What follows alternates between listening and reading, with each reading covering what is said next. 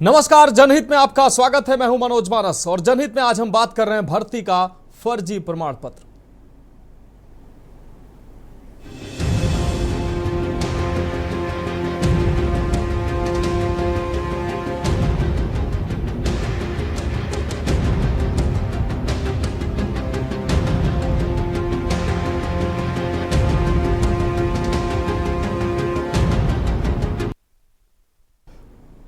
तो जनहित में आज हम बात कर रहे हैं भर्ती का फर्जी प्रमाण पत्र। दरअसल गाजीपुर में आंगनवाड़ी कार्यकर्ती में बड़ा फर्जीवाड़ा सामने आया है। कई शिकायतों के बाद जांच में पता चला है कि 14 अभ्यर्थियों ने फर्जी आय और निवास प्रमाण पत्र के आधार पर नौकरी हासिल की है। वैसे तो इस तरीके के मामले पूरे प्रदेश में सामने आ रहे हैं और आंगनबाड़ी जो भर्ती जो प्रक्रिया है उस पर सवाल उठ रहे हैं, लेकिन गाजीपुर का यह मामला निश्चित रूप से चौंकाने वाला है। फर्जी आय और निवास प्रमाण पत्र लगाकर 14 लोगों ने, जो कि तमाम लोग हैं, लेकिन जो दावा किया जा रहा है अधिकारियों की तरफ से वो 14 लोग प्रमाण पत्र के आधार पर नौकरी हासिल की। इस मामले में सीडीओ के स्टेनो की बेटी भी, जो सीडीओ के स्टेनो है उनकी बेटी भी शामिल है, उसका भी प्रमाण पत्र फर्जी पाया गया है। जांच में सामने आया है कि इन सभी अभ्यर्थियों ने बीपीएल श्रेणी में नौकरी पाने के लिए अपनी आय कम दिखाई। मुख्य विकास अधिकारी संतोष वैश्य ने इस मामले में दोषी 14 लेखपालों के खिलाफ कार्रवाई के लिए जिलाधिकारी को पत्र लिखा है। सीडीओ ने बताया कि आंगनबाड़ी भर्ती में फर्जी आय और निवास प्रमाण पत्रों के इस्तेमाल की शिकायत मिली थी। जांच में यह मामला सामने आया कि 13 अभ्यर्थियों के आय प्रमाण पत्र जबकि एक अभ्यर्थी का निवास प्रमाण पत्र फर्जी पाया गया।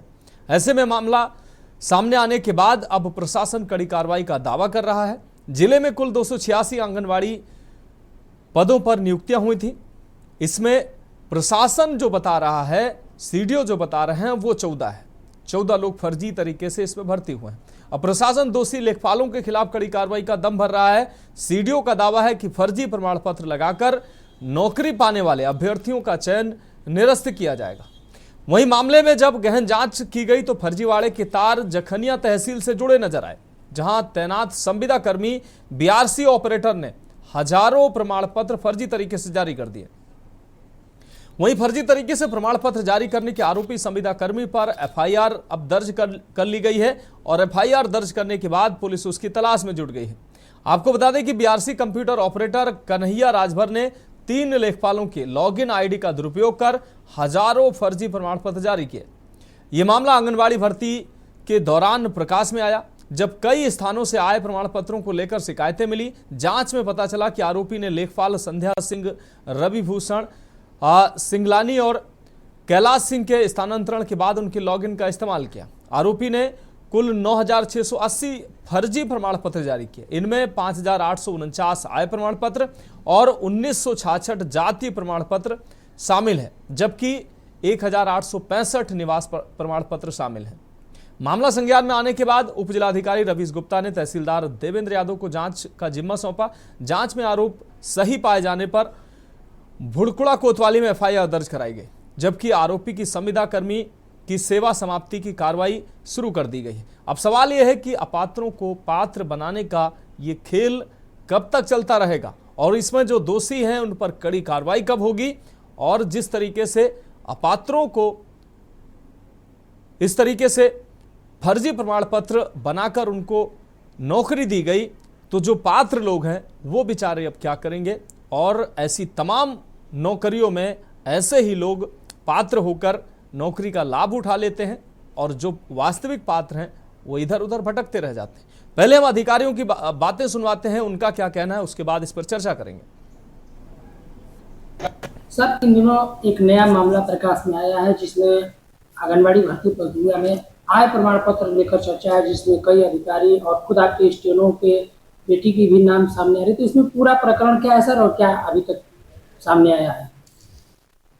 देखिए, इसमें प्रकरण है कि जनपद में कुल 290 जगह था आंगनबाड़ी कार्यकर्ती का, जिसमें उसका विज्ञप्ति निकाला गया, बहुत ही अच्छे तरीके से नियुक्ति की गई, जिसमें 286 पद पर नियुक्ति की गई। 4 पद किसी कारण से खाली रह गए और नियुक्ति होने के बाद, ज्वाइनिंग होने के बाद, ज्वाइनिंग भी नहीं हुआ, अभी नियुक्ति होने के रिजल्ट निकलने के बाद कुछ शिकायतें आई हैं जिनके आय प्रमाण पत्र गलत बनाए गए हैं। ये शिकायतें आई हैं, कुछ लोग अध्यापक हैं, कुछ लोग नौकरी में हैं, कुछ लोग आर्मी में हैं, उनके आय गलत बने हैं, क्योंकि इसमें क्राइटेरिया था बीपीएल का, बीपीएल को इसमें वरीयता देनी थी, तो बीपीएल कैंडिडेट का चयन पहले हुआ है इसमें। तो इस समय मेरे पास जो नियुक्ति रिजल्ट निकलने के बाद जो शिकायतें आई हैं उनकी हम जांच करवा रहे हैं। अगर वो जांच सही पाई जा रही है, उनका आय गलत बना हुआ है, तो संबंधित लेखपाल के खिलाफ कार्रवाई की जा रही है, उनका चयन हम लोग निरस्त भी कर रहे हैं। तो अभी तक 14 मामले प्रकाश में आए हैं, जिसमें एक मामला निवास प्रमाण पत्र गलत बने होने का है और 13 मामले आए हैं जो आय गलत होने का है। तो इनका आय प्रमाण पत्र इनका गलत पाया गया है, जो कहीं न कहीं नौकरी में है उनका आय गलत बन गया है। संबंधित दोषी लेखपालों के खिलाफ कार्रवाई के लिए पत्र भेजा गया, उनके खिलाफ कड़ी कार्रवाई हो रही है और उनका चयन भी निरस्त किया जा रहा है। सर, कितने लेखपाल इसमें शामिल हैं, कितने खिलाफ कार्रवाई हो रही है? 14 लेखपाल के खिलाफ रिपोर्ट के लिए मैंने भेजा डीएम साहब को कार्रवाई के लिए, उसमें सबके खिलाफ कार्रवाई हो रही है, सभी खिलाफ कड़ी कार्रवाई होगी जिन्होंने गलत आय प्रमाण पत्र बनाया। आपके यहाँ स्टेनो है, उनकी भी बेटी का है कि आय प्रमाण पत्र गलत? हाँ, उनकी बेटी का भी, सोनू की बेटी का भी आय प्रमाण पत्र गलत बना है। उनके पति शायद अध्यापक हैं, ऐसा बताया गया है, और उनका भी आय कम बना है, तो उन्होंने भी त्यागपत्र दिया हुआ है और उनके लेखपाल के खिलाफ भी कार्रवाई के लिए पत्र भेजा गया है।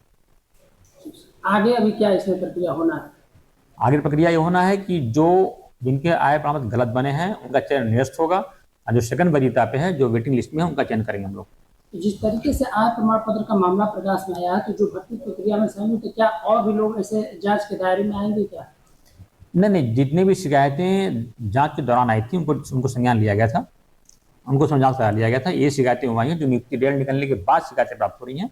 जो नियुक्ति के दौरान जब शिकायतें आई थी उनका उसमें जांच करा लिया गया था, परंतु ये शिकायतें अब बाद में आ रही हैं डेट निकलने के बाद। तो अगर संज्ञान में आता है किसी ने तथ्य छुपा करके गलत आय बनवा लिया या तथ्य को छुपा कर नौकरी प्राप्त कर लिया, तो उस पर हम लोग कड़ी कार्रवाई करेंगे। जो अभी तक निकल के आया है कि जो ये आय प्रमाण पत्र गलत जारी किए गए, इसमें जखनिया तहसील में एक मेजर फोर्जरी पकड़ में आई है, जिसमें एक बीआरसी ऑपरेटर ने कुछ स्थानांतरित लेखपालों के आईडी से काफ़ी संख्या में आय प्रमाण पत्र जारी किए थे। तो ऐसे में एफआईआर दर्ज करा दी गई है। शेष जो मामले हैं वो हम मेरिट पे देख रहे हैं और लेखपालों पर कार्रवाई करेंगे, जिनका भी निकल के आया कि मैलिफाइड इंटेंशन से, गलत उद्देश्य से इन्होंने भ्रष्टाचार में सम्मिलित होकर के जारी किया है, उस पर कठोर कार्रवाई की जाएगी। सुना किस तरीके से सीडीओ साहब और जो डीएम साहब हैं वो साफ तौर पर कहती नजर आ रही हैं कि जो दोषी हैं, जो जांच में जो निकल कर सामने आएगा, फिलहाल जो जांच निकल कर आई है उसमें 14 जो लेखपालों के ऊपर कार्रवाई की बात कही गई है कि 14 लेखपाल कार्रवाई के दायरे में हैं और उन पर कार्रवाई की जा रही है। इसके अलावा जो बीआरसी सेंटर बीआरसी ऑपरेटर है उसके ऊपर कार्रवाई की गई, एफआईआर दर्ज की गई है और वो फिलहाल फरार चल रहा है और उसको भी पुलिस उसको तलाश कर रही है। लेकिन चौंकाने वाली ये बात यह है कि 14 जो सीडीओ साहब कह रहे हैं, डीएम साहब कह रहे हैं, अब जबकि आंकड़ा ज़्यादा है, 14 को ही अगर मान लिया जाए तो 14 अपात्र लोगों को नौकरी मिल गई है। अब कब किस तरीके से उनको अपात्र घोषित किया जाएगा, नौकरी से हटाया जाएगा और नए लोगों को चयन किया जाएगा, हालांकि सीडीओ साहब कह रहे हैं। लेकिन कहीं ना कहीं जिस तरीके से ये पूरी भर्ती प्रक्रिया पूरे प्रदेश में सवालों के घेरे में रही है, तो गाजीपुर में तो हद ही हो गई है। और इस गंभीर विषय पर चर्चा के लिए हमारे साथ तमाम मेहमान भी जुड़े हुए हैं। अविरल मलिक जी भारतीय जनता पार्टी से हमारे साथ जुड़े हुए हैं, ताहिरा हसन जी सोशल एक्टिविस्ट हमारे साथ जुड़े हुए हैं, सुनील त्रिपाठी जी वरिष्ठ पत्रकार हमारे साथ जुड़ने वाले हैं, वहीं राहुल आवाना सपा प्रवक्ता हमारे साथ जुड़ने वाले हैं, इकरार खान गाजीपुर से हमारे संवाददाता जुड़ गए हैं। आप सभी मेहमानों का चर्चा में स्वागत करते हुए सबसे पहले इकरार हम आपके पास आएंगे। गाजीपुर में क्या हो रहा है इकरार? जो अब भर्ती प्रक्रिया थी, आंगनवाड़ी जो भर्ती प्रक्रिया थी, पूरे प्रदेश में सवालों के घेरे में रही है, लेकिन गाजीपुर में तो इसका क्या हाल है ये अधिकारी खुद ही बयां कर रहे हैं। 14 लोग जो अपात्र घोषित किए गए हैं, जिन्होंने फर्जी आय प्रमाण पत्र, फर्जी जाति प्रमाण पत्र लगाया है, जबकि आंकड़ा ये और बड़ा है। सीडीओ साहब कह रहे हैं, डीएम साहब कह रहे हैं कि इतने लोग अभी दायरे में आए हैं, इन पर कार्रवाई की जा रही है और इनको सेवा से बाहर किया जाएगा।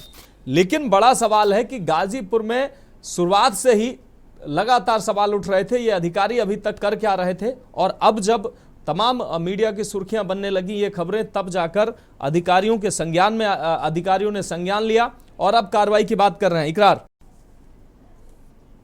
अच्छा, तो गाजीपुर में एक बहुत ही बड़ा मामला सामने आया है। कहीं मैं बता दूं कि कहीं ना कहीं जो अभ्यर्थी मजबूर थे या एसटी कैटेगरी में आते थे, किसी कारणवश उनका नियुक्ति नहीं हुआ, चयन नहीं हुआ, तो उन्होंने कहीं ना कहीं कंप्लेन करने, कहीं ना कहीं अधिकारियों के बीच में जाना, अपनी बातें रखना। उसके बाद कहीं ना कहीं अधिकारी की जब नजर जाती है तो जो थोड़ी सी जांच होती है, तो जांच में जितनी अंदर अधिकारी जांच करते जा रहे हैं उसी गंभीरता और उसी घोटाला सामने नजर आ रहा है। मैं बता दूं कि खुद जो गाजीपुर के सीडीओ साहब है, उनके स्टोने राधेश्याम, उनकी लड़की, उन्होंने अपनी लड़की का खुद फर्जी आय प्रमाण पत्र बनवा के अपनी लड़की का आंगनबाड़ी कर्मी में काम का मतलब कि भर्ती कराया। और मैं बता दूं उन्हीं का दामाद जो है अभी आजमगढ़ में शिक्षक के तौर पे, टीचर के तौर पे काम कर रहा है। लेकिन कहीं ना कहीं ये बहुत ही बड़ा मामला। अब मैं बता दूं कि कहीं ना कहीं अभी भी जांचें चल रही हैं और कहीं ना कहीं इससे भी और बड़ा मामला सामने आया है। मैं बता दूं कि मेरी जानकारी में एक और मामला ऐसा है कि जो एससी कैटेगरी में बंदा आता है, वो अपनी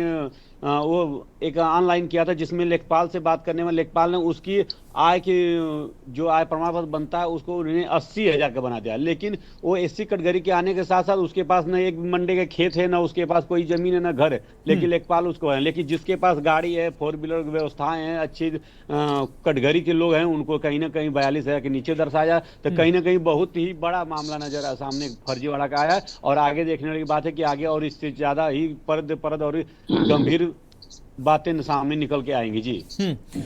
लेकिन इकरार इससे पहले भी अभी सीडीओ साहब कह रहे थे, इससे पहले भी हमें शिकायत मिली थी, उन शिकायतों पर हमने जांच की और जो दोषी थे उन पर कार्रवाई की। अब ये नई शिकायतें थी, अब आप समझ लीजिए परत दर परत खुलती जा रही है। जैसे ही अब 14 लोग फिर इसमें फर्जी पाए गए हैं। पूरी प्रक्रिया है, जो 286 लोग पूरे जनपद में भर्ती किए गए हैं उसमें लगातार फर्जीवाड़ा सामने आ रहा है। अब आपने अभी जैसा कि बताया कि SC ST का व्यक्ति जिसका आय प्रमाण पत्र 80,000 का बना दिया गया, जबकि उसके पास कुछ नहीं है। अब वो पात्र होना चाहिए, कुछ और ऐसे लोग हैं वो पात्र होना चाहिए जिनके पास सारे संसाधन उपलब्ध हैं, उनका आय प्रमाण पत्र 42,000। सीडीओ के जो स्टेनो महोदय हैं 20 साल से एक ही जगह पर जमे हुए हैं, उनकी जो बेटी है खुद नौकरी में है, उनका जो दामाद है वो बेसिक शिक्षा विभाग में वो शिक्षक है, और बेटी का जो सालाना आय प्रमाण पत्र बनाया गया है वो 42,000 रुपए का बनाया गया है। अब आप समझ लीजिए सीडीओ का जो स्टेनो है वो खुद इसमें शामिल है।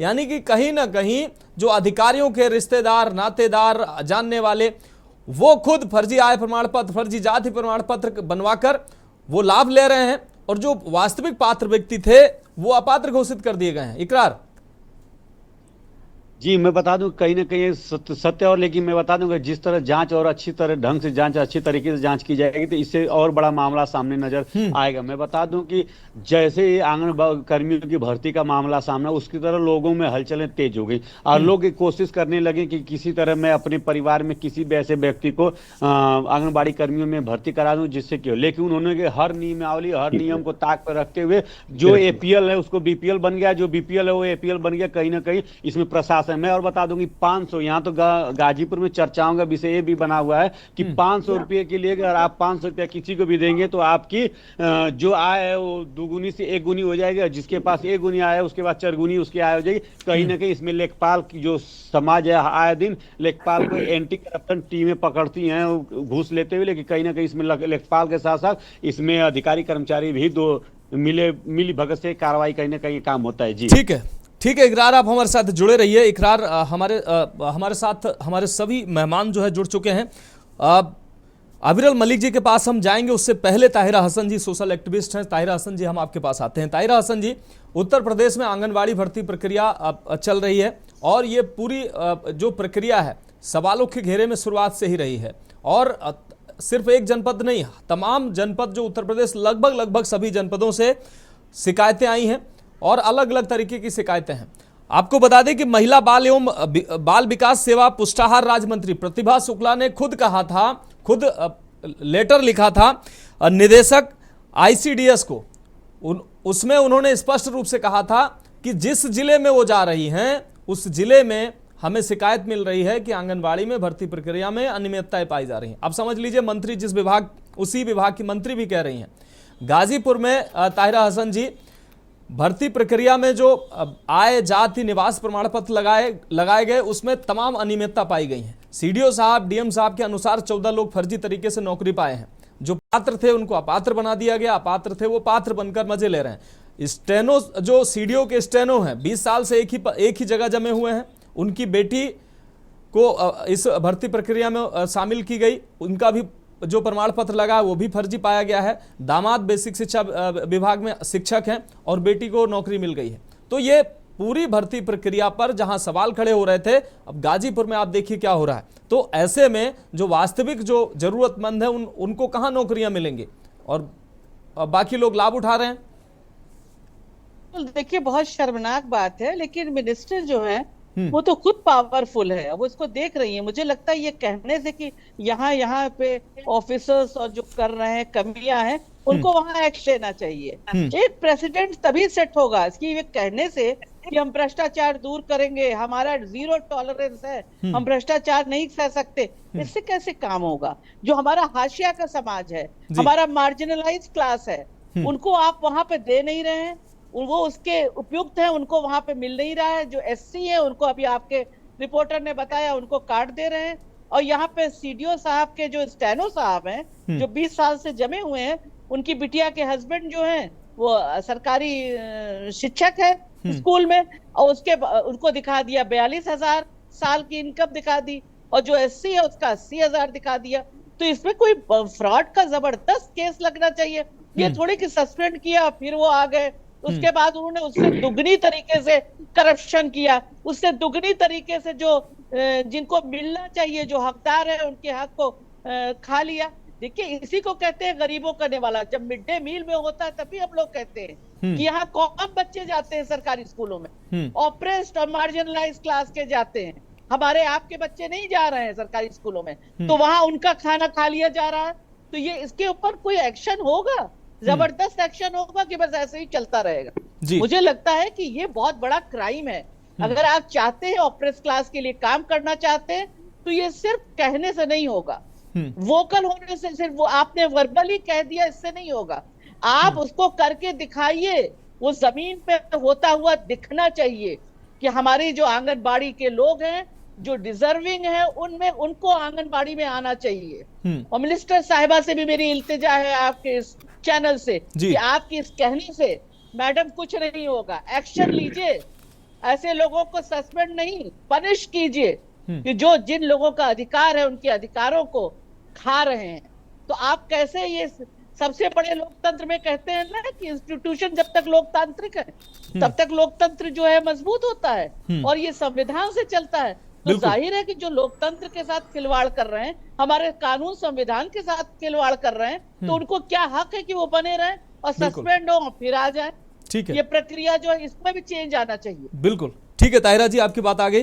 अविरल मलिक जी, हम अब आपके पास आते हैं। अविरल मलिक जी, मुख्यमंत्री और हमारे प्रधानमंत्री की जो मंशा है वो अंत्योदय की बात करते हैं, यानी कि जो आखिरी व्यक्ति है, लाइन का आखिरी व्यक्ति है, उस तक योजनाओं का लाभ पहुंचे, एक एक योजना उस तक पहुंचे, तभी सार्थक हो पाएगा कि जो योजनाएं हैं वो सही लोगों तक पहुंच रही हैं।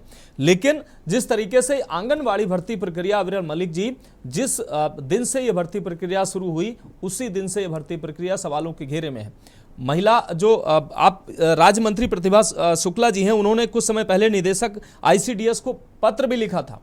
उन्होंने कहा था कि आप इसकी जांच कराइए, जिस जिले में मैं जा रही हूं उस जिले में लोग भर्ती प्रक्रिया पर सवाल उठा रहे हैं और लोग सवाल कर रहे हैं कि भर्ती प्रक्रिया में फर्जीवाड़ा हो रहा है। अब आप समझ लीजिए, खुद मंत्री जब सवाल उठा रही हैं तो ये प्रक्रिया किस तरीके से चल रही होगी। गाजीपुर में जो घटना सामने आई है, लगभग 10,000 फर्जी प्रमाण पत्र जारी कर दिए गए हैं तहसील से, BRC सेंटर से और लेखपाल की मिलीभगत से। अब जब जांच, इससे पहले भी जांच हुई है, फिर से जांच हुई है, इसमें 14 लेखपालों पर कार्रवाई हुई है, BRC सेंटर का जो संचालक ऑपरेटर था उस पर कार्रवाई हुई है। स्टेनो साहब की बेटी जो है फर्जी प्रमाण पत्र लेकर नौकरी कर रही है। जो पात्र लोग थे अविरल मलिक जी, वो भटक रहे हैं, अधिकारियों से कह रहे हैं जांच करिए साहब, हम पात्र थे, लेकिन नौकरी कोई और ले जा रहा है। अब आप बताइए, जब ऐसे होगा तो मुख्यमंत्री की मंशा कैसे सार्थक होगी, प्रधानमंत्री की मंशा कैसे सार्थक होगी, और आपकी सरकार की जो कुल मिलाकर जो अंत्योदय की जो भावना है वो कैसे सार्थक होगी? जी नहीं, देखिए, जहां तक विषय है भारतीय जनता पार्टी सरकार की मंशा का, उत्तर प्रदेश की सरकार की मंशा का, वो बिल्कुल स्पष्ट है। और आदरणीय मनोज जी वो बिल्कुल स्पष्ट प्रकार से होता है कि उत्तर प्रदेश सरकार की माननीय मंत्री प्रतिभा शुक्ला जी के द्वारा जिस प्रकार से आदेश दिया गया, जिस प्रकार से निर्देशित करने का कार्य किया गया, वो बिल्कुल स्पष्ट है कि किसी भी प्रकार से भ्रष्टाचार को बढ़ावा नहीं मिलने दिया जाएगा। करप्शन के प्रति जीरो टॉलरेंस की जो उत्तर प्रदेश सरकार की पॉलिसी है वो बिल्कुल स्पष्ट है और किसी प्रकार से किसी भ्रष्टाचारी को उत्तर प्रदेश के भीतर नहीं बख्शा जाएगा और जांच निश्चित रूप से होगी, इसमें भी कोई दो मत नहीं है। और जांच के आधार पर निश्चित ही कठोरतम कार्रवाई की जाएगी और जो भी दोषी पाया जाएगा, चाहे कोई भी अधिकारी हो, कोई भी व्यक्ति हो, इसमें कोई दो मत नहीं है। निश्चित रूप से दंड उसे प्रदान किया जाएगा, दंड दिया जाएगा, कठोरतम कानूनी कार्रवाई, लीगल एक्शन निश्चित होगा, इसमें कोई दो मत नहीं। और जहां तक उत्तर प्रदेश की सरकार का विषय है, हमारे मुख्यमंत्री योगी आदित्यनाथ जी महाराज का विषय है, निश्चित रूप से भारतीय जनता पार्टी ने पहले ही दिन जब सरकार हमारी उत्तर प्रदेश में बनी थी स्पष्ट कर दिया था कि किसी भी प्रकार से किसी भी विभाग में करप्शन को टॉलरेट नहीं किया जाएगा।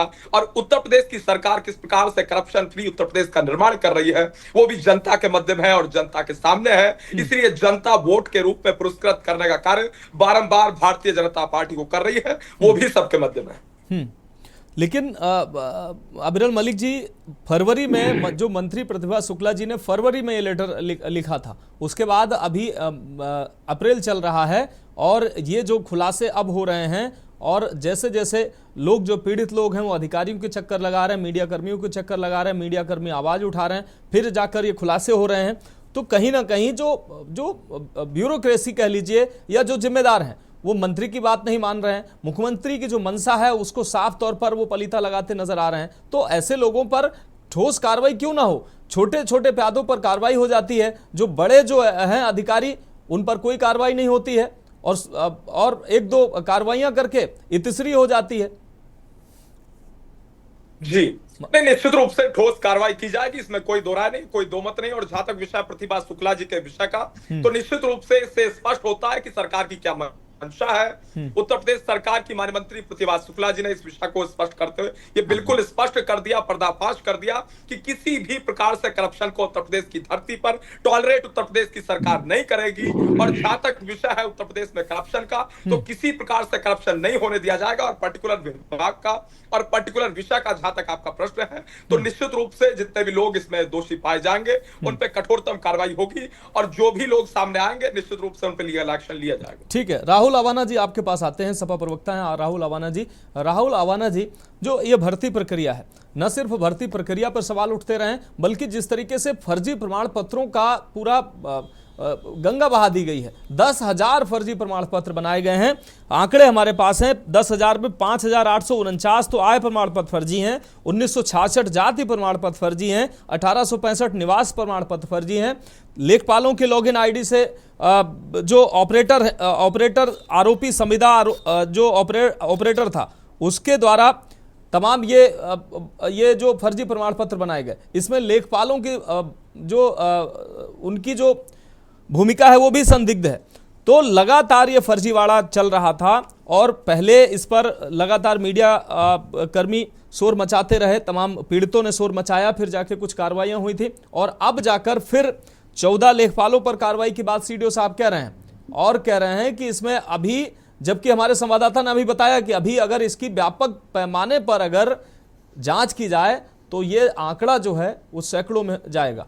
तो अगर आप समझ लीजिए एक जिले में ये हाल है तो पूरे प्रदेश में कैसी तस्वीरें होंगी, पूरे प्रदेश में कितने जो वास्तविक लाभार्थी उनको लाभ मिला होगा, उनको नौकरी मिली होगी, बाकी कितने फर्जी लोग मलाई पूरी निपटा गए हैं।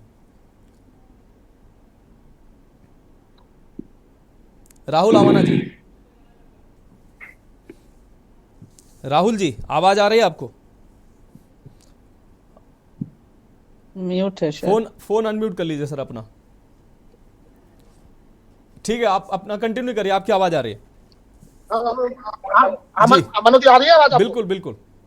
हेलो, आपकी आवाज मिल पा रही है राहुल जी? सबसे पहले धन्यवाद दूंगा मैं। आपने कम से कम आपने एक मुद्दा जो चाहिए था योगी सरकार को, वो आपने उठाया। अब आप ही बताओ, एक जिले में ये हाल है तो 75 जिले हमारे यूपी में, उनमें क्या हाल होगा। और मैं तो ये पूछना चाहूंगा, बीजेपी के जो प्रवक्ता मलिक साहब बैठे हैं कि 8-8.5 साल सरकार योगी जी चलाते हुए कितने पेपर लीक, कितने रोजगार दिए हैं, कोई आज तक भी कोई भर्ती या कोई इनकी सही तरीके से हुई है, कोई ठेका इन्होंने ढंग से दिया हो, कोई हाईवे बनाया, सब में घोटाले। इनके प्रमुख सचिव पे भी उंगली उठ रही है, हमारे बराबर में लौनी विधायक है, वो प्रमुख सचिव और सबके लिए कह रहे हैं, वहां के कमिश्नर के लिए कह रहे हैं, लेकिन कोई सुनने वाला थोड़ी है। ये बात रखी है आपने, लेकिन मैं तो ये कहूंगा मनोज जी, अब बीजेपी का पूरा टाइम चला गया है, बहन में स्ट्रीट मीडिया ना दिखाए, कम से कम आप अपनी हिम्मत तो कर रहे हैं कि हिंदू मुसलमान से करने से फुर्सत नहीं है इनको, तो इन्हें ये जो है। अब मैं अपने जिले पे आ जाता हूँ, गौतम बुद्ध नगर पे जी। हमारे यहाँ डीएम का स्टेनो भाई साहब 30 साल से है। क्या मतलब है इनका? 30 साल से क्यों नहीं बदले जा रहे हैं स्टेनो? जो आप बता रहे हैं वहां 20 साल से स्टेनो बैठेंगे, तो वो तो इनका मन करेंगे जब ये डीएम की और IPS IAS की तबादला होता था, इनका भी कायदे में तबादला हो। अब ये किसका कितना हक मार रहे हैं बताओ आप मुझे। बिल्कुल, ये हक ही तो मारना हो गया। जिन्हें बेचारे नौकरी चाहिए उनको नौकरी नहीं मिल रही, और जिन्हें चाहिए उन्हें ये 500 रुपए में आय को बना के दे रहे हैं। इनको शर्म आनी चाहिए, इन पर कठोर से कठोर कार्रवाई करनी चाहिए। योगी जी को, योगी जी का थोड़ा देखना चाहिए, जनता हिंदू मुसलमान के चक्कर में न चला कि इन्हें थोड़े इनके लिए रोजगार का और ट्रांसपेरेंट तरीके से इनके लिए कुछ काम कीजिए। ठीक है, ठीक है। आप राहुल जी, आप हमारे साथ जुड़े रहिए। सुनील त्रिपाठी जी हमारे साथ जुड़े हुए हैं। सुनील त्रिपाठी जी, आपके पास आते हैं। सुनील त्रिपाठी जी, जो स्टेनो की हम बात कर रहे हैं, स्टेनो जो राधे श्याम यादव जी हैं, वो 20 साल से सीडीओ के यहाँ पर स्टेनो हैं, और एक ही जनपद में गाजीपुर में 20 साल तक वो अभी अब उनका स्थानांतरण किया गया है। जब ये तमाम विवाद खड़े हुए हैं, अभी तक वो 20 साल से एक ही जगह जमे हुए हैं। आप समझ लीजिए, ये पता नहीं कितनी भर्ती प्रक्रियाएं हुई होंगी, और स्टेनो महोदय ने ऐसे ही फर्जीवाड़ा किया होगा। अपनी बेटी, जो उनका दामाद जो बेसिक शिक्षा में, शिक्षा विभाग में शिक्षक खुद है, बेटी को उन्होंने भर्ती कराया फर्जी प्रमाण पत्र लगा के। तो तमाम एक स्टेनो जब ये कर सकता है, उस विभाग में तमाम और अधिकारी और कर्मचारी होंगे, उनका कोई रिश्तेदार, उनका फूफा का लड़का, मौसा का लड़का, वो उनकी बेटी और उनकी रिश्तेदार, तमाम जो लोग होंगे वो इसी तरीके से इसमें अगर अच्छे से जांच हो तो तमाम निकलेंगे। एक जनपद में आप समझ लीजिए सर, जब ये आंकड़ा है तो पूरे 75 जनपदों की अगर बात करें तो इस भर्ती प्रक्रिया में कितना झोल नजर आ रहा है आप समझ लीजिए। आय प्रमाण पत्र के नाम पर, जाति प्रमाण पत्र के नाम पर जो वास्तविक जो पात्र थे वो तो सड़क पर हैं, वो न्याय की मांग कर रहे हैं कि हमको अंदर होना चाहिए था, लेकिन वो बाहर हैं। और जो पात्र ही नहीं थे उनको पात्र बना दिया गया, वो आराम से मलाई पूरी निपटा रहे हैं। देखिए मानस जी, इस भर्ती की प्रक्रिया शुरू से ही घोटालों के आगोश में रही है। और जहां तक लेखपालों की बात की जाए जी, तो मैं मानता हूं समाज में सबसे बड़ा विवाद का कारण लेखपाल ही हैं। और इसको मैं नहीं कह रहा हूं, पूर्व राज्यपाल विश्वास द्विवेदी जी ने अटल बिहारी वाजपेयी जी से स्पष्ट कहा था। एक प्रेस कॉन्फ्रेंस में हम लोग बैठे हुए थे लखनऊ में, मेडिकल कॉलेज के इन्वेस्टर सेंटर का उद्घाटन था, कन्वेंशन सेंटर का सारी, उसमें उन्होंने कहा कि प्रदेश में सबसे बड़ी जड़ लेखपाल है। और आदरणीय अखिलेश जी ने भी अपने मुख्यमंत्रित्व काल में उन्होंने भी बात को कहा था कि उत्तर प्रदेश में सारी झगड़क जड़ लेखपाल हैं। और सत्य है ये, चाहे भू अभिलेख के बारे में हो, पैसा लेख बनाते हैं फर्जी, चाहे जात प्रमाण पत्र, आय प्रमाण पत्र हो, जैसे लेखपाल चाहते हैं, जैसी दक्षिणा मिलती है वैसे वो बन जाता है। ये प्रक्रिया कोई आज की नहीं है, आज से 20 साल पहले मैं बता रहा हूं, तब भी यही हाल था, वर्तमान में भी यही हाल है। लेखपाल सरकार को चाहिए कि लेखपालों की चल अचल संपत्ति की जांच कराना शुरू कर दें, दावे खासकर भ्रष्टाचार बंद हो जाएगा। लेकिन करेगा कौन मानस जी? समस्या इस बात की है, जब 20 साल से दोनों तैनात हैं, क्या उनके ऊपर स्थानांतरण नीति लागू नहीं होती है? हर साल अप्रैल मई आ जाएगी, स्थानांतरण नीति आ जाएगी सरकार की। एक छोटा सा मैं उदाहरण देना चाह रहा हूं, कृषि विभाग में फर्टिलाइजर में दिनेश चंद्र भट्ट जी 20 साल तैनात हैं, और फर्टिलाइजर को लेकर पूरे प्रदेश में हाहाकार मचा रहा, उनका ट्रांसफर नहीं किया गया। कृषि विभाग में एक नहीं दर्जनों ऐसे अधिकारी हैं, क्षमा कीजिए बाबू हैं, जो 15 साल से। त्रिपाठी जी माफ कीजिएगा, त्रिपाठी जी माफ कीजिए, इंटरप्ट कर रहा हूं मैं। त्रिपाठी जी, मुख्यमंत्री जी ने अभी एक आदेश पारित किया था जिसमें सभी जो कर्मचारी हैं उनको अपनी संपत्ति सार्वजनिक करने को कहा गया था, लेकिन कौन किया? लेकिन कोई कर्मचारी संपत्ति सार्वजनिक 10%, 15% कर्मचारियों ने अपनी संपत्ति सार्वजनिक की, बाकी सब बैठे हुए हैं, उसके बाद भी कोई कार्रवाई नहीं हुई। सबको पता है कि मुख्यमंत्री, आप समझ लीजिए मुख्यमंत्री ने खुद आदेशित किया, उसके बाद संपत्ति जो है सार्वजनिक करने किसी ने नहीं की सार्वजनिक। अब ऐसे में अगर कार्रवाई ठोस हो जाती तो आगे नजीर बनती, लेकिन उनको भी पता है होना कुछ नहीं है, क्या ये मान लिया जाए? देखिए मानस जी, मुख्यमंत्री जी की नीयत पर मुझे कोई संदेह नहीं है, बिल्कुल। और मैं दावे के साथ कह रहा हूं कि ऐसा मुख्यमंत्री उत्तर प्रदेश में न कोई आया है न कोई भविष्य में आएगा। लेकिन अफसोस इस बात का मुझे है कि जो ब्यूरोक्रेट्स बैठ गए हैं मुख्यमंत्री जी, इनके ऊपर नरम क्यों है, मेरी ये समझ नहीं आ रहा है। सारी योजनाओं पर पलीता लगा रहे हैं मुख्यमंत्री जी की। अभी आप, हालांकि साइड थोड़ा अलग है, पंचायत राज विभाग में बिल्कुल बारात घर आए थे गांव बनने के लिए, 3 बार टेंडर कैंसिल हुआ। माना जी 5,000 करोड़ घोटाले मैंने चर्चा की थी, आपने दिखाया था। मैं आपको धन्यवाद देना चाह रहा हूं कि मुख्यमंत्री जी ने आपकी डिबेट को, आप चैनल को संज्ञान लेते हुए अपर निदेशक जो 7 साल वहां तैनात थे ट्रांसफर कर दिया। मुझे ये विश्वास है जिस घटनाओं को आप लेके आते हैं सरकार उसको तलखीस लेती है और उस पर कार्रवाई करती है।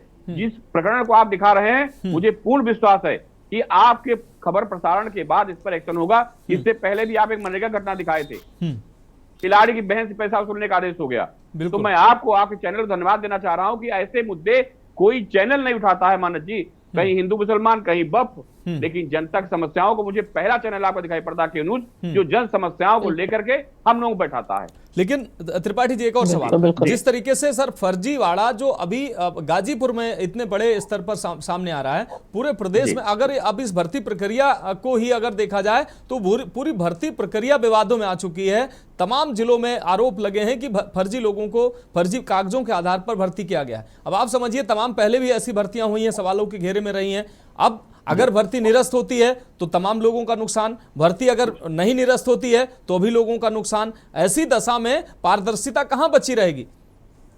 मानस जी, मुख्य सेविकाओं की भर्ती 15 सालों से 20 सालों से हो रही है, और इसी भ्रष्टाचार के कारण, मेरी समझ अभी इधर हुई तो मुझे जानकारी नहीं, 3 सरकारें गुजर गई, भर्तियां नहीं हो पाई। बाल विकास पुष्टाहार भ्रष्टाचार का केंद्र है मानस जी, क्योंकि सारी योजनाएं जो गरीबों की हैं ज्यादातर वो संचालित वही है, चाहे मिड डे मील योजना हो। सबसे ज्यादा घोटाला इस विभाग में हो रहा है, लेकिन सरकार इस पर मौन है। मेरी समझ नहीं आ रहा है कि योगी जी का हंटर कब चलेगा इन लोगों के ऊपर। बिल्कुल। और अगर यही हाल रहा तो सारे पलीते लगते चले जा रहे हैं योजनाओं पर। मुख्यमंत्री जी चाहे जिस गरीब से गरीब की मदद करने के लिए हो, चाहे मैं देख रहा हूं स्वास्थ्य सेवाओं को लेकर के हो, अगर मुख्यमंत्री कोष से मदद में कोई अप्लाई करता है तो उसकी समस्या निदान तुरंत होता है, मदद मिलती है। लेकिन ब्यूरोक्रेट्स इस उत्तर प्रदेश में इतना हावी है कि मुख्यमंत्री जी की नीतियों पर पलीता लगाने में मानस जी कोई कसर नहीं छोड़ रहे हैं। निश्चित रूप से एक सेकंड में आपको और लूंगा। मैं एक राज्य मंत्री की जनसूचना अधिकारी रहा हूं, मैंने उनके साथ काम भी किया है। राज्य मंत्री की कोई हैसियत ही नहीं। मैं दावे के साथ कर रहा हूं, एक चपरासी ट्रांसफर नहीं कर सकते राज्य मंत्री। कैबिनेट मंत्री की ब्यूरोक्रेट्स नहीं सुन रहे हैं। ये मैं नहीं कर रहा हूं, हम लोग पत्रकार सबके बीच रहते हैं। कई कैबिनेट मंत्री ऐसे भी हैं कि जिनके आदेशों को प्रमुख सचिव नहीं मान रहे हैं। बिल्कुल। तो इसका मतलब कहीं न कहीं ये दिक्कतें विधायकों की बात नहीं सुन रहे हैं। तो अनियंत्रित आपने त्रिपाठी जी, आपने जो सवाल जी आपने जो सवाल खड़े किए हैं, निश्चित रूप से उसका जवाब अविरल मलिक जी से लेंगे, और ताहिरा जी लंबे समय से इस व्यवस्था को देख रहे हैं, उनसे भी हम जवाब लेंगे। फिलहाल एक ब्रेक का वक्त है। इकरार खान, आपका बहुत शुक्रिया हमारे साथ जुड़ने के लिए। ब्रेक के बाद चर्चा जारी रहेगी।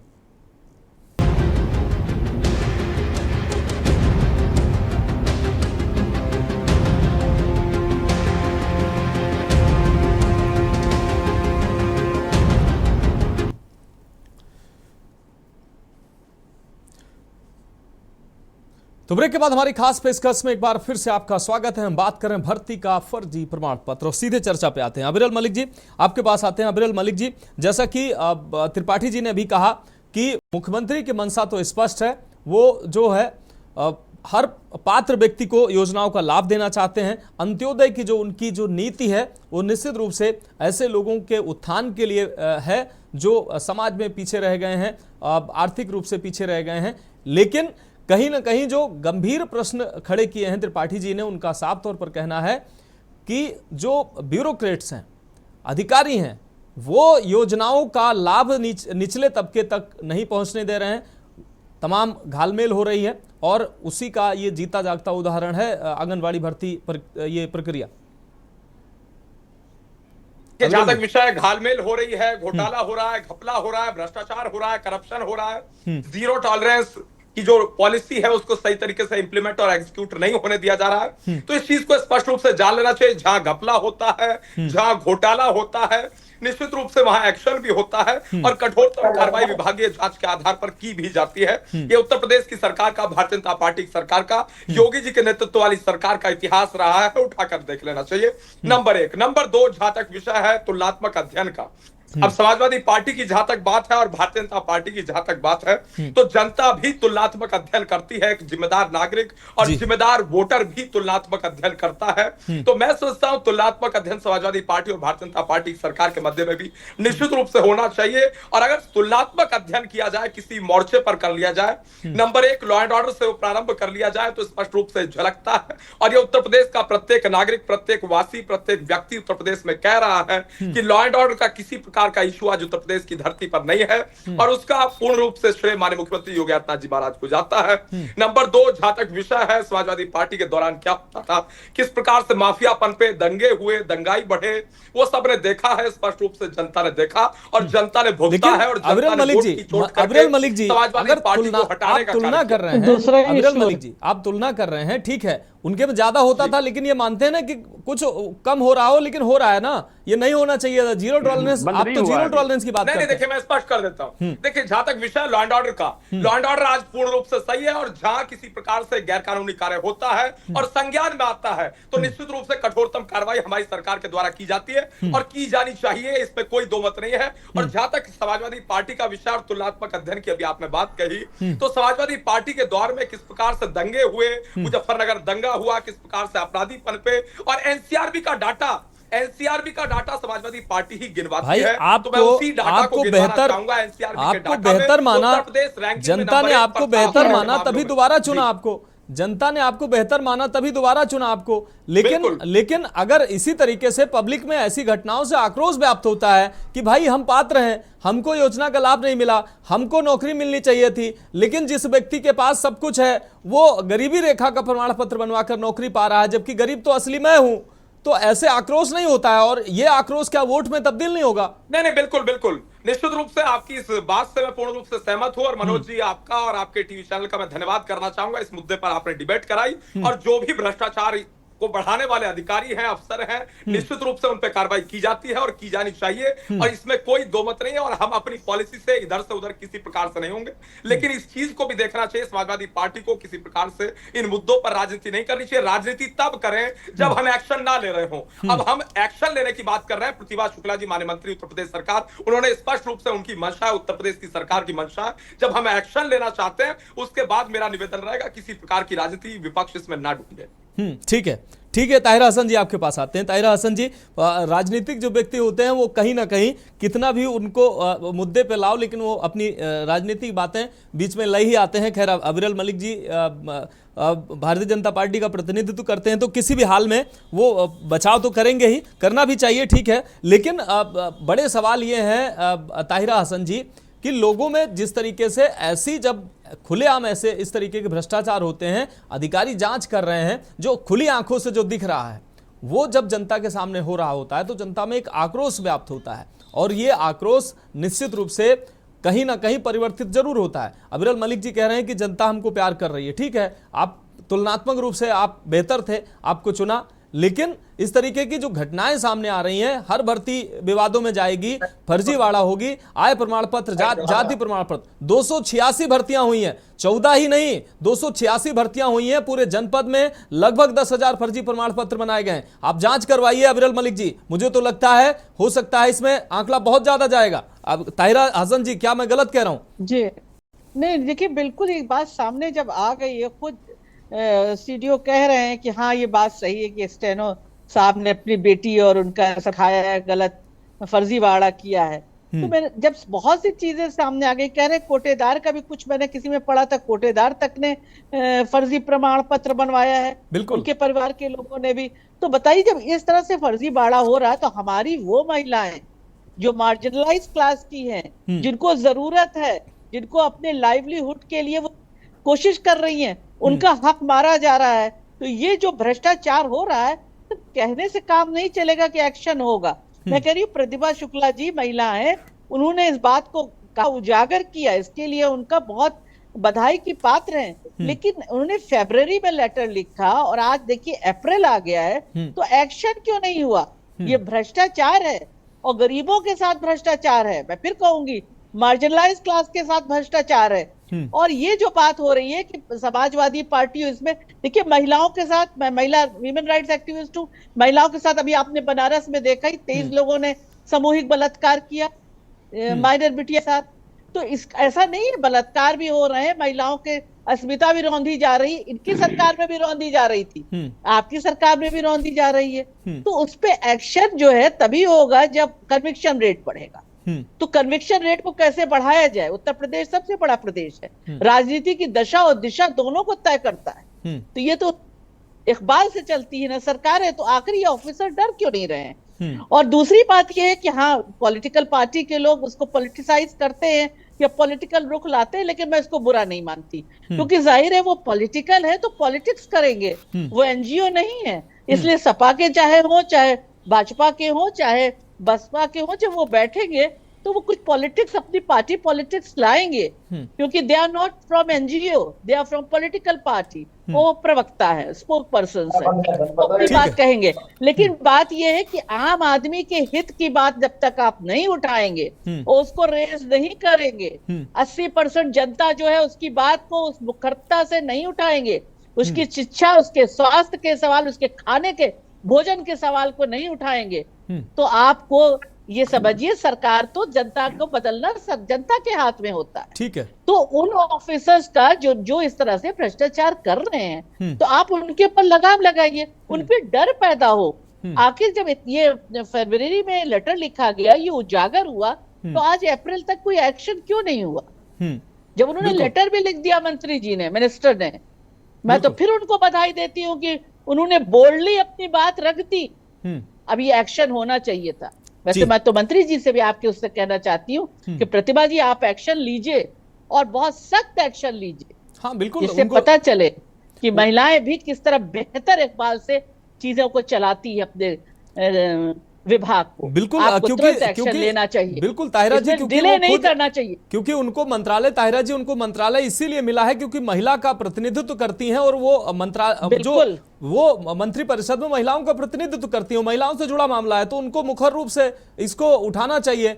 हर जनपद इतना डिले ही बहुत शर्मनाक है मानस, जो डिले हुआ है यही शर्मनाक है, ये नहीं होना चाहिए था। बिल्कुल, तुरंत जो अभी भ्रष्टाचार में लिप्त है उनको सजा मिल जानी चाहिए। बिल्कुल ठीक कह रही हैं आप। ठीक है ताहिरा जी, हम आपके पास आएंगे। राहुल आवाना जी आपके पास आते हैं। राहुल आवाना जी, आप विपक्ष में हैं, वैसे तो आप कहते हैं भारतीय जनता पार्टी हिंदू मुसलमान करती है, वक्फ करती है, ये करती है, लेकिन कहीं ना कहीं मैं दोषी आपको भी मानता हूं, आप इसको नकार नहीं कर सकते हैं, आप उन्हीं के पिच पे जाकर खुद बैटिंग करने लगते हैं। ठीक है, वो मंदिर मस्जिद करते हैं, आप अड़े रहिए कि नहीं मुझे जनता के मुद्दों को उठाना है। आप कहाँ एक ऐसी घटना बता दीजिए जो ऐसी जो घटनाएं हैं, आंगनबाड़ी में भ्रष्टाचार हुआ है, कहीं आप दिखा दीजिए कि आपने विरोध किया हो, या जो भी भ्रष्टाचार जहां हो रहा है उसका आप किस तरीके से मुखालफत कर रहे हैं, आप बता दीजिए। विधानसभा घेराव किया, सड़क पर उतरे, आप ट्वीट खेलेंगे,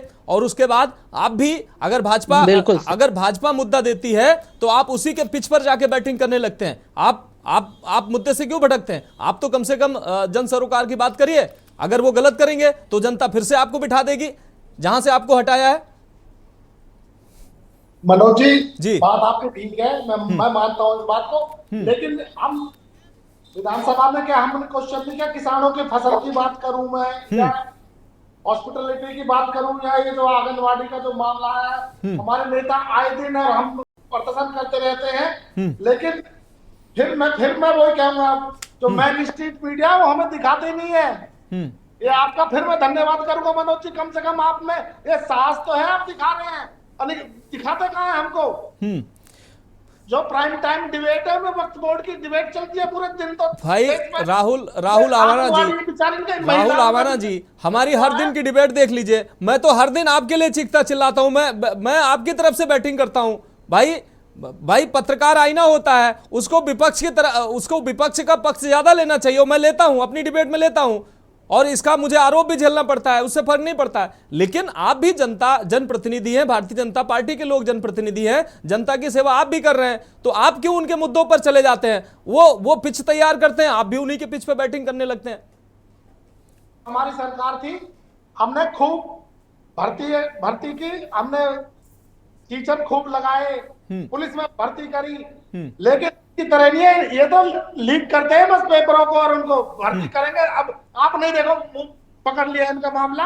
ये हमारे मलिक साहब कह रहे हैं ये करेंगे कुछ नहीं, ये हाईवे बनाएंगे तो उनमें घोटाले करेंगे, ये हॉस्पिटल बनाएंगे उनमें घोटाले करेंगे, ये स्कूल बनाएंगे उनमें करेंगे, आंगनबाड़ी में भी घोटाला। अब ये सही कह रही है मैडम, ये राशन कार्ड में भी घोटाला ही कर रहे हैं। एक एक जो राशन का विक्रेता है वो, हमारे इधर पश्चिम की बात करूं मैं तो सारे को बेच रहे हैं भैया, वो किसी को गरीब को। देखिए अमाना जी, निश्चित रूप से मैं मानता हूं, मैं मानता हूं, और ये घटना जो सामने आई है, लेकिन आप जनता के बीच में आप जाइए ना, आप जनता के बीच में जाइए, वो जनता आपके साथ जुड़ेगी, वो आपको बताएगी अपना दर्द कि भाई यहाँ पर भ्रष्टाचार हो रहा है, फिर आप उसके साथ सड़क पर उतरिए। आप कहीं नहीं उतरते हैं। जो मुद्दा भाजपा तय करती है, मैं तो फिर से एक आरोप लगा रहा हूं, जो मुद्दा भाजपा तय करती है और वो उसी पर आप भी पीछे पीछे चल पड़ते हैं। मैं तो यही देखता हूं। मनोज जी, जब ये मैन स्ट्रीट मीडिया थोड़ा सा हमें दिखाना शुरू करेगी तो आपको लगेगा हम आए दिन प्रदर्शन करते हैं किसानों को लेके, बच्चों को लेके, लेकिन दुर्भाग्य है कि अब हमारे जो आप जैसे सच्चे पत्रकार हैं, कम से कम वो दिखाने लगे। इनको तो दिखाते ही नहीं है। नहीं तो अभी हिंदुस्तान का दोबारा रिपीट कर दूं मैं सर, जितने भी मेन स्ट्रीट मीडिया भी 5 बजे के प्राइम टाइम, 8 बजे के प्राइम टाइम में वक्त बोर्ड ही होगा। मतलब वक्त बोर्ड से नहीं। देखिए राहुल जी, ना मैं आपका प्रतिनिधित्व हूं, ना मैं बीजेपी का प्रतिनिधित्व हूं, मैं जनता का प्रतिनिधित्व हूं, और मुझे जो बात जनता की हित की होगी मैं वही बात करूंगा। आपको बुरा लग सकता है, और अविरल मलिक जी को बुरा लग सकता है, लेकिन लगना नहीं चाहिए, क्योंकि जनप्रतिनिधि आप दोनों व्यक्ति हैं। ठीक है, सुनील त्रिपाठी जी, आपके पास नहीं, मेरा एक छोटा सवाल रहेगा इसमें जी। देखिए राहुल जी, आप ही तो बात करते हैं औरंगजेब की, आप ही बात करते हैं वक्फ बोर्ड की, हाँ। आप ही हिंदू मुस्लिम करते हैं, हम तो करते ही नहीं है। हाँ। हम तो हिंदू मुस्लिम सिख ईसाई जैन बौद्ध पारसी सबको बराबरी का अधिकार देने में विश्वास रखते हैं, और सबका साथ, सबका विकास, सबका विश्वास और सबके प्रयास की बात करते हैं। अरे 300 साल पहले अविरल जी, लेकिन उस गेंद को खेलते तो आप वहीं बैठ करके बैटिंग नहीं करते हैं उस चीज की, बताइए। अगर उन्होंने औरंगजेब कहा तो खेलने मौका मिल गया आपको, वक्फ बोर्ड को कहा तो आपको खेलने मौका मिल गया। विपक्ष मैं त्रिपाठी जी आग्रह कर रहा हूं, क्योंकि मैं उधर चला जाऊंगा तो फिर मेरी जो है मेरा विषय फिर भटक जाएगा। त्रिपाठी जी, मेरा सवाल, मुहिम को धन्यवाद देता हूं, बताइए मुद्दे पे। जी त्रिपाठी जी, मेरा सवाल है, क्योंकि मैं जाऊंगा उधर तो फिर दिक्कत हो जाएगी और फिर विषय बहुत लंबा हो जाएगा। त्रिपाठी जी, मेरा सवाल है, जिस तरीके से ये भर्ती प्रक्रिया है, भारतीय जनता पार्टी महिलाओं की बात करती है, महिला सशक्तिकरण की बात करती है, और महिलाओं से ही जुड़ा ये मामला है, तो क्यों ना आप सभी जनपदों में, 75 जनपदों में, अविरल जी से मैं कहूंगा, पहले फिलहाल ये सवाल आपसे है कि क्यों ना हर जनपद की जो है जांच की जाए, जहां पर भी पारदर्शिता नहीं पाई जा रही है वहां पर जांच की जाए, जो भी अपात्र हो कार्रवाई भी हो, अधिकारियों पर कार्रवाई हो, उनको इससे जो अगर गलती से भर्ती हो भी गए हों तो उनको निकाला जाए, और जो पात्र लोग हैं मेरिट फिर से चेक की जाए, पात्र लोगों को अंदर किया जाए। नहीं तो पूरी भर्ती प्रक्रिया सवालों के घेरे में है, लोगों के मन में आक्रोश है, महिलाएं साफ तौर पर निकल रही हैं और वो कह रही हैं कि खुला खेल चल रहा है, और खुला खेल फर्रुखाबादी जो कहावत है, मैं उसको कहना नहीं चाह रहा हूं कि महिलाएं क्या क्या कह रही हैं। पैसे का खेल। मना जी, मैं तो कह रहा हूं जी कि लोग कह रहे हैं कि पैसा देकर भर्तियां हो रही हैं जी, और ये चर्चा पूरे समाज में बनी हुई है। जो अभ्यर्थी हैं वो भी कहते नजर आते हैं कि पैसा लेकर भर्तियां हो रही हैं, और अगर नहीं हो रही हैं तो निष्पक्ष तरीके से नियुक्तियां क्यों नहीं हो रही? माना जी, लेखपाल को हटा देना, सस्पेंड कर देना, मैं नहीं मानता हूं इस बात पे कि ये दंड है कोई। अगर फोर्जरी का सर्टिफिकेट बनाया है उसके खिलाफ धारा 420 जो कि अब तो बदल दिए हैं के तहत मुकदमा दर्ज करके उसको जेल भेजना चाहिए। जब तक आप ऐसी कार्रवाई नहीं करेंगे, सस्पेंशन इज नॉट पनिशमेंट। वो 4 महीने बाद फिर बता देगा, फिर आग बैठ जाएगा। जो फर्जी लेखपाल बना के इस तरह कागज दे रहे हैं, कम से कम उनको जेल भेजिए। और सरकार को सोचना चाहिए कि समाज में आधे से ज्यादा विद्रोह फैलाने वाले लेखपाल ही होते हैं। पूरे पूरे परिवारों में मर्डर तक हो गए संपत्तियों को लेकर के, इनकी संपत्ति उनके नाम, उनकी संपत्ति उनके नाम। तो मैं फिर आप चैनल से मांग करना चाह रहा हूँ, लेखपालों की संपत्तियों की जांच सरकार जरूर कराए। ठीक है, और पूरे प्रदेश की जांच होनी चाहिए कि कहां कहां फर्जी लगाए गए। किसी का हक मारना मानस जी ये भी पाप है। सरकार का नैतिक दायित्व है कि जो योग्यता धारक व्यक्ति है उसको उसकी नियुक्ति या उस फल प्रतिफल मिलना चाहिए, लेकिन इन नियुक्तियों में नहीं हो रहा। और प्रतिभा शुक्ला जी, जो आप हमारी बहन कह रही थी, बहुत साहस है उनको जो उन्होंने कमीशन डायरेक्टर को पत्र लिखा है। नहीं, मैं तो त्रिपाठी जी, उन्होंने जो आपने कहा उन्होंने साफ तौर पर कहा है। उन्होंने कहा कि उन्होंने कहा है, पैसे की बात भी उन्होंने कही है, उन्होंने कि साफ तौर पर पैसे अधिकारी मांग रहे हैं। प्रतिभा शुक्ला जी ने कहा है, बताइए, लेटर में लिखा है उन्होंने कहा है कि पैसे की मांग की जा रही है। जो महिलाएं हैं उन्होंने इसका भी जिक्र किया है। लेकिन मानस जी, अफसोस है कि एक राज्य मंत्री लिख रहा सरकार का और उस पर कार्रवाई नहीं हो रही है। तो सोचिए, हम जैसे लोगों को अगर खबर लिखाने से क्या फायदा हो रहा है। सरकार को जागना चाहिए। और प्रतिभा शुक्ला जी के पत्र का संज्ञान ले लिया गया होता तो शायद इस तरह भ्रष्टाचार आगे न बढ़ता। क्योंकि जब कोई एक्शन नहीं होता है तो चाहे सामाजिक अपराधी हो, चाहे राजनीतिक अपराधी हो, वो आगे बढ़ता रहता है, उसका साहस बढ़ता रहता है। ये कितना पुराना पत्र हो गया है। और आप जैसे खबर नवीसों को मैं धन्यवाद देना चाह रहा हूं, जो खोज कैसी खबरों को ला करके सरकार की निगाहों में डाल रहे हैं कि ऐसा सभी समाज में हो रहा है। क्योंकि ये अति आवश्यक है। सरकार को डुबाने में मैं बार बार कह रहा हूं मानस जी, कुछ ब्यूरोक्रेट कसम खा लिए हैं कि सरकार 27 में हम आने नहीं देंगे। और योगी जी पता नहीं उन चेहरों विश्वास क्यों करते हैं, मेरी समझ नहीं आता है। ठीक है, अबरेल मलिक जी, क्या ऐसे कारण है? अभी एक प्रमुख सचिव पर देखा कितनी तमाम जिम्मेदारियां थी लखनऊ में, बड़े व्यापक। मानस जी, एक सेकंड में रोकूंगा जी। हमने आपने कितनी बार उनके ऊपर डिबेट की है, और आखिरी में जब वो क्योंकि मामला इतना हाई प्रोफाइल हो गया, तब जाकर सरकार ने उनके खिलाफ एक्शन लिया के साथ में। जी बिल्कुल नहीं। देखिए, सुनील जी ने कहा कुछ ब्यूरोक्रेट्स कसम खा लिए हैं, तो निश्चित रूप से हम भी कसम खा लिए हैं। अविरल जी, मेरा भी सवाल सुनील जी के सुनील सर के साथ मेरा भी सवाल इसमें शामिल कर लीजिए, फिर जवाब दीजिए। अविरल मलिक जी, जिस तरीके से सुनील जी ने कहा कि कुछ ब्यूरोक्रेट्स ने कसम खा ली है कि सरकार की छवि खराब करनी है। अभी एक प्रमुख सचिव पर कार्रवाई हुई, मैं मानता हूं कि कार्रवाइयां भी हो रही हैं, लेकिन जब कार्रवाई नजीर जब बनती है, ये जो इस तरीके की जो घटनाएं हो रही हैं भर्तियों में, जो व्यापक पैमाने पर भ्रष्टाचार पाया जाता है, लेकिन उतना उस स्तर की कार्रवाई नहीं देखने को मिलती है। अब राजनीतिक कारण क्या हो सकते हैं अविरल मलिक जी? क्या राजनीतिक कारण इसके पीछे है, या ऐसी कोई मंशा नहीं है? क्योंकि संपत्ति का ब्यौरा मुख्यमंत्री के कहने के बाद भी अधिकारी नहीं दे रहे हैं, क्यों कार्रवाइयां नहीं हो रही हैं? अगर कार्रवाइयां हो जाएं, संपत्ति का ब्यौरा अभी ले लिया जाए, अभी पता चल जाएगा। एक साधारण जो चपरासी है, 5-5 मकान बने हुए हैं, कितनी जमीनें ली हुई हैं, कहां से आया वो?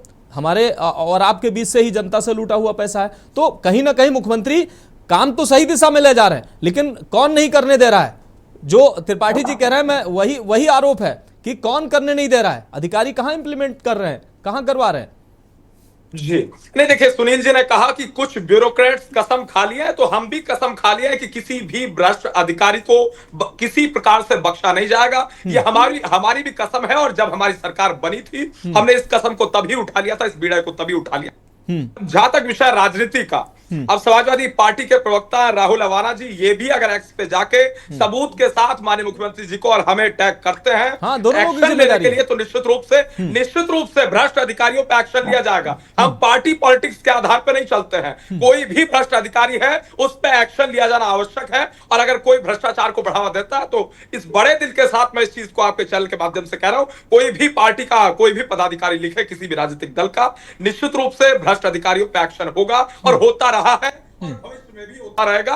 निश्चित रूप से अधिकारियों को सुधरना होगा और किसी प्रकार का भ्रष्टाचार, किसी प्रकार का करप्शन उत्तर प्रदेश में हमारी सरकार में किसी प्रकार से टॉलरेट नहीं किया जाएगा। अगर वो भ्रष्टाचार करने का मन बनाते हैं, तो इससे पहले इस चीज को, इस विषय को समझ लेना चाहिए। निश्चित रूप से अविरल मलिक जी, यही उम्मीद थी। और मैं चाहता हूं, आप भले ही सत्ता में है, विपक्ष और आप दोनों लोगों की उतनी ही जिम्मेदारी है कि जन सरोकार से जो भी जुड़े मुद्दे हैं उनका पूरी ईमानदारी से अंतिम पायदान तक जो व्यक्ति है या जो पात्र है उस तक पहुंचे। और आप दोनों लोगों की जिम्मेदारी है कि ऐसे जिन भी जनपदों से ऐसी खबरें आ रही हैं वहां पर समुचित जांच हो, इसके लिए आप प्रयास करें, पक्ष भी करे, विपक्ष भी करे। और दूसरी बात जो ताहिरा हसन जी ने कहा है कि मंत्री जो प्रतिभा शुक्ला जी ने पत्र लिखा है उनको सामने आना चाहिए और ऐसे लोगों पर कार्रवाई के लिए खुल के उनको सामने आना चाहिए और कहना चाहिए कि ऐसी जहां से भी ऐसी खबरें आ रही हैं वहां पर वो जांच कराएंगी, क्योंकि वो मंत्री हैं, उनको जिम्मेदारी दी गई है और महिलाओं का प्रतिनिधित्व करती है, महिलाओं से ही जुड़ा है मामला है, तो उनको भी अपनी पूरी जिम्मेदारी निभानी चाहिए। फिलहाल ताहिरा हसन जी आपका भी बहुत शुक्रिया, समय आगे इजाजत नहीं देता है। अविरल मलिक जी आपका भी बहुत शुक्रिया, चर्चा काफी शानदार रही और उम्मीद है कि इस चर्चा का सार्थक अर्थ भी निकलेगा। और हमारे साथ सुनील त्रिपाठी जी जुड़े, तो सुनील त्रिपाठी जी आपका बहुत शुक्रिया। राहुल अवाना जी आपका भी बहुत शुक्रिया। विषय यही है कि जिस तरीके से फर्जीवाड़ा ये किया जा रहा है इस पर एक व्यापक जांच हो, जो भी इसके पीछे दोषी हो उन पर नज़ीर के तौर पर कार्रवाई हो, क्योंकि मुख्यमंत्री की जो मंशा है वो साफ तौर पर जो अंतिम पायदान पर व्यक्ति है उसको लाभ पहुंचाना है, लेकिन कहीं ना कहीं जो बीच के लोग हैं, अधिकारी हैं, वो मुख्यमंत्री की मंशा पर साफ तौर पर पलीदा लगा रहे हैं। तो फिलहाल हमारी खास पेशकश में अभी के लिए मेरे साथ इतना ही, मुझे दीजिए इजाजत और आप देखते रहिए के न्यूज़ इंडिया।